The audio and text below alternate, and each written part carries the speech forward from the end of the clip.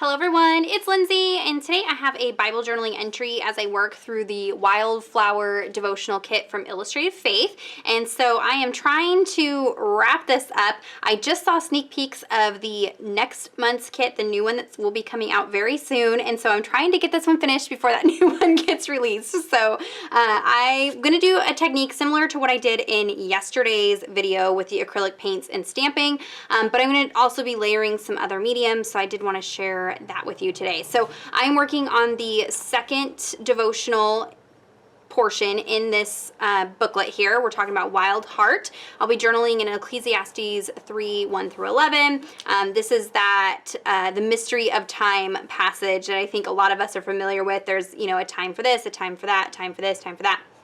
And so we're talking about different seasons in our life, and one of the prompts for today is, after reading Ecclesiastes 3, what kind of season are you in? So I'm going to be journaling about that today in this entry. I'm not quite 100% sure what all the details are going to look like. I just kind of have a general idea of what I want to do, and so we'll just kind of see how it comes together. I am working in the new Illustrating Bible from Dayspring, and that's just because I've been working in this kit in this Bible already, and so I'm going to continue working on this kit in this Bible. So this is now available. I will have everything linked down below for you guys. So let me go ahead and put you on fast forward, and we will put this entry together. Okay, so I called this video Mixed Media Layers because I'm going to be adding all kinds of different layers of different mediums. So we're going to start with Neocolor 2 crayons.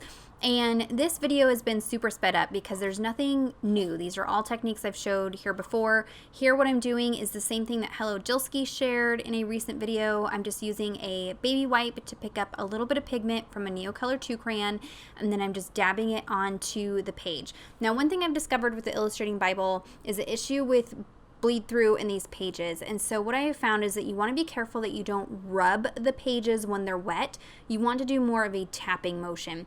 When you rub the pages, it starts to break down the fibers of the paper, and that's when you have issues with bleed through. So you'll kind of see me bounce back and forth between tapping and blending, and the areas where I blended is where I had some issues with the paper. So if you're working in this Bible, I love it, love 99% of it, but that one little bit, you just want to be careful that you don't scrub the page too much. But I just picked a couple of different colors that coordinate with the kit.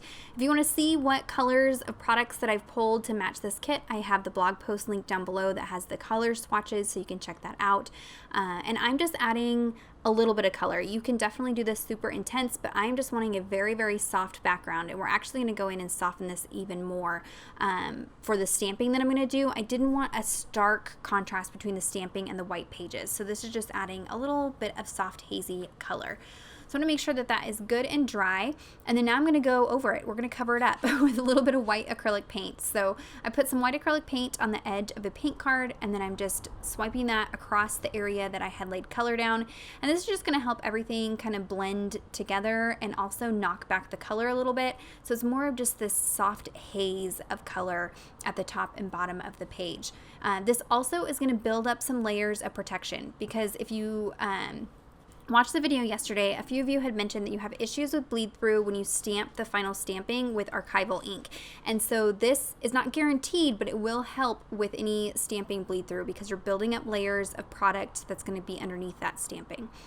So I went ahead and dried that as well, and you can probably barely see it with the lighting in my craft space here, but there is just a little soft hint of color on the page. Now this I've sped up because it's the same technique that I used in yesterday's video. I'll have that video linked down below for you guys. I'm going to use the floral stamp that comes in the kit this month. I'm inking it up with some antique linen distress oxide ink. You just want to use some kind of light colored ink. I prefer a water-based or a water-soluble ink.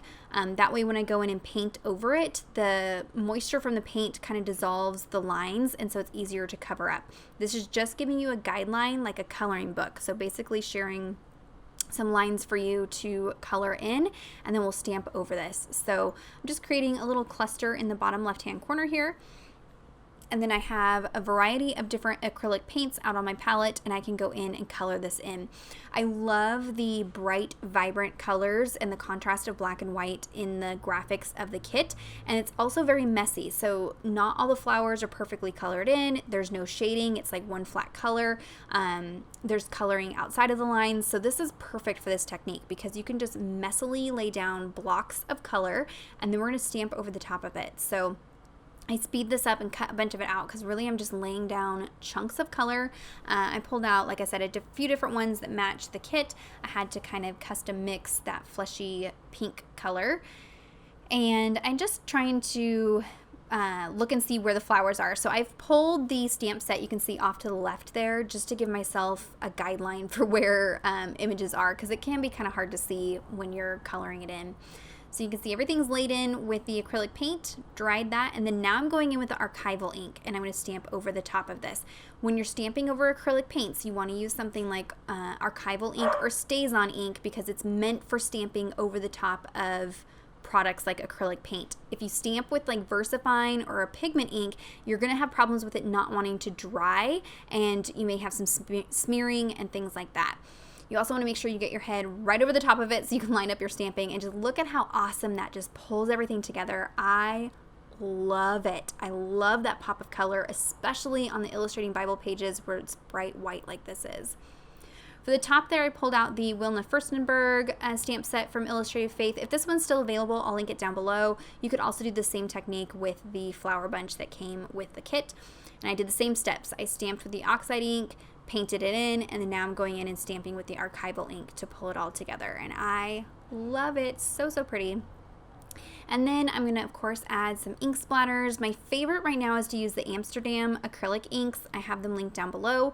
I much prefer this than the watercolor splatters because it's not as wet and it's super opaque and pigmented, and it's just quick and easy. So much easier than using a watercolor palette.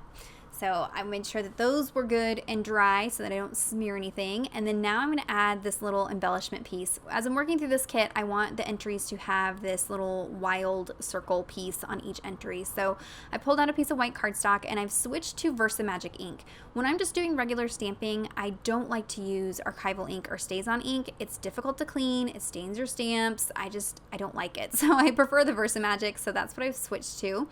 And this stamp set has these different pieces you can kind of piece together to create your own little custom circle piece here. There's little phrases that match the titles of the different devotional topics, and so this will say Wild Heart. I initially pulled out Thatched Straw, kind of stamped that off and realized it's kind of difficult to read in that light yellow, so I switched to this more kind of teal color. Again, those color swatches are over on the blog if you want to check that out. I fussy cut that out, and then I'm going to add a little bit of foam adhesive to the back of it. The wonderful thing about the Illustrating Bible is you have all kinds of room for chunky things. So as often as I can, I try to incorporate some kind of dimension because it just really adds some fun interest to the page. I just went ahead and stuck that down, and now we can start working on the title. So I pulled out the stickers that come in the kit, and there is this one here that's basically an excerpt from this passage in Ecclesiastes. And so I'm using my T ruler just to make sure that that's good and straight.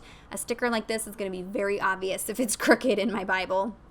And then over the top, I'm going to layer some different alpha stickers from Felicity Jane, and it's going to spell out current season. Again, I'll have everything linked down below for you guys. These are a couple of my favorite alpha stamps from Felicity Jane. And then off camera, I just added in my prayer journaling, and then I'll go ahead and box off the passage. Again, that's Ecclesiastes chapter 3, I believe. Yes, Ecclesiastes chapter 3, verses 2 through 11. For the tab, for these ones that are stickers, I like to take them off, stick them to a piece of cardstock, and then actually cut them out and cut them in half. That way I have twice as many tabs, and they're a little bit like thicker, more reinforced, I guess. I'm going to just attach it with some double-sided adhesive, and then I put some washi tape over the top. This is my favorite grid washi from Felicity Jane. That will be linked down below as well. I do think that Illustrated Faith has a grid washi. If it's in the shop, I'll link that down below as well. I don't have that one, but I believe that they added one to the shop. And then I decided to add a little strip of that same grid washi underneath the word current, just so I don't waste it. I had it laying there, so I'm going to layer it up. Finishing details, just a little word-fetty sticker and the date. And that's pretty much going to be it. I'll let you see the back of the page so you can see I had some shadowing, but no real bleed through that's going to give me any problems on that back side of the page. And that's it. So if you have any questions or comments, be sure to leave those down below. Check out the description box for links to everything that I mentioned today. Give this video a thumbs up if you enjoyed it, and subscribe to my channel if you're not already subscribed. And until next time, thank you so much. Bye-bye.